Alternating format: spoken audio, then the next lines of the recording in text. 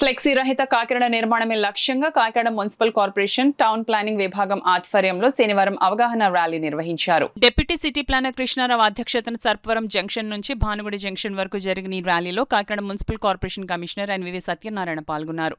Rally అనంతరం భానుగుడి సెంటర్లో మానవహారం నిర్వహించి ఫ్లెక్సీ రహిత కాకినాడ మన లక్ష్యం, పర్యావరణ పరిరక్షణకు అందరం సహకరిద్దామంటూ నినాదాలు చేశారు.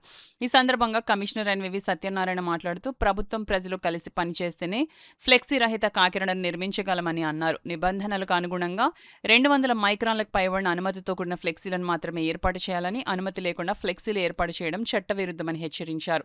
విచ్చలవిడిగా ఫ్లెక్సీలు ఏర్పాటు చేయడం వల్ల పర్యావరణానికి నష్టం కలగడంతో పాటు ప్రజల ప్రాణాలకు కూడా ప్రమాదం ఏర్పడే అవకాశం ఉందన్నారు. జిల్లా కలెక్టర్ ఆదేశాల మేరకు ఫ్లెక్సీ నిషేధాన్ని విజయవంతం చేయడానికి ప్రజలు, వ్యాపారులు, స్వచ్ఛంద సంస్థలు ముందుకొచ్చి సహకరించాలని పిలుపునిచ్చారు. ప్లాస్టిక్ ఫ్లెక్సీ వ్యర్థాలను రోడ్లపై వేయకుండా డస్ట్బిన్లలో వేయాలని, పరిశుభ్రమైన పర్యావరణ హితమైన కాకినాడ నిర్మాణానికి ప్రతి పౌరుడు భాగస్వామి కావాలని కమిషనర్ పిలుపునిచ్చారు. కొన్ని చోట్ల వ్యాపారం ప్రకటన కోసం మనం పర్మిషన్ ఇస్తున్నాము. ఆ పర్మిషన్ ఇచ్చిన తర్వాత స్క్వేర్ ఫీట్కి ఇంతాన్ని కట్టవలసి వస్తుంది. అది కట్టిన వాళ్ళకి మాత్రమే, లైసెన్స్డ్ వారికి మాత్రమే ఫ్లెక్సీలు పెట్టుకోవడం ఉంటుంది తప్పించి ఆథరైజ్డ్గా ఫ్లెక్సీలు పెట్టి ప్రకృతిని పాడు చేయవద్దని మీ అందరికీ మనవి చేస్తున్నాను. మీ వివిధ సందర్భాల్లో మీరు ఫ్లెక్సీలు పెట్టుకుంటున్నారు. దానివల్ల ప్రకృతికి చాలా ఆటంకం అవుతుంది.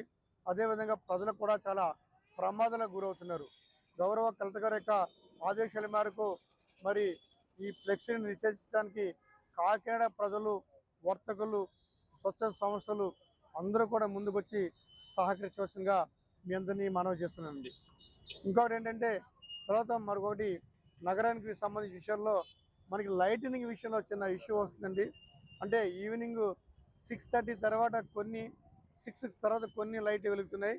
6:30గా వెలుగుతున్నాయి. ఏంటంటే మీటరు, ఆథాని ఆటోమీటర్స్ మనం ఫిక్స్ చేయడం జరిగింది. అంటే అవి లైటినింగ్ ఉండగా లైట్ వెలగదండి. అంటే మనకి సమ్మర్ కాబట్టి 6:30 వరకు కూడా లైటినింగ్ ఉండదు ప్రకృతిలో. 6:30 అయిన తర్వాత మాత్రమే కొన్ని లైట్ వెలుగుతున్నాయి. మనం మాన్యువల్గా ఆన్ చేసిన ఈ 6కి ఆన్ చేసేస్తున్నాము. ఈ అసౌకర్యానికి కొద్దిగా ఇబ్బంది పడుతున్నారు కొన్ని చోట్ల. అవి కూడా రెక్టిఫై చేయడానికి ప్రభుత్వానికి కూడా నివేదిక సమర్పించడం జరిగింది. ఈ లైటింగ్ విషయంలో ప్రజలందరూ కూడా కొంచెం అర్థం చేసుకుని సహకరించవలసిందిగా మీకు మనవి చేస్తున్నాను. ఇంకా డ్రింకింగ్ వాటర్ చూసినట్లయితే, డ్రింకింగ్ వాటర్ మేము స్వచ్ఛమైన డ్రింకింగ్ అందిస్తున్నాము. డ్రింకింగ్ వాటర్ విషయంలో ఏ విధమైన ఇబ్బంది లేదు. ఇంకొకటి, మనకి అన్నా క్యాంటీన్కి వెళ్ళినప్పుడు సూపర్ మార్కెట్ దగ్గర అక్కడ రోడ్డుకి అదేవిధంగా షాపులకి మధ్యన వాడు హిప్స్ వేసేసారు. అక్కడ మధ్యలో గ్యాప్ వచ్చి కొన్ని డ్రైన్ సమస్య కూడా ఏర్పడుతుంది. డ్రైన్ వాటర్ అది మన ఎస్సీ గారితో చెప్పాము, రబ్బిష్ చేయమని చెప్పాము. ఈ విల్ డూ దట్ థింగ్స్. అదేవిధంగా అన్నా క్యాంటీన్లో కూడా టీవీ పనిచేయడానికి చెప్పారు. టీవీ కూడా పనిచేయడానికి మనం చర్య తీసుకుంటున్నాము. అదేవిధంగా మనకి యతి రెస్టారెంట్ ఎదురుకుండా చిన్న వాటర్ లీకేజ్ అవుతుంది. అది కూడా మన ఎస్సీ గారితో చెప్పాము. వీళ్ళు finalise today within 1 hour 2 hours మనం పనిచేస్తాము. ప్రజలందరూ కూడా మాకు సహకరించి మీరు కావాల్సినవన్నీ కూడా కొంచెం మాకు తెలియజేసినట్టయితే డెఫినెట్గా you can take action sir.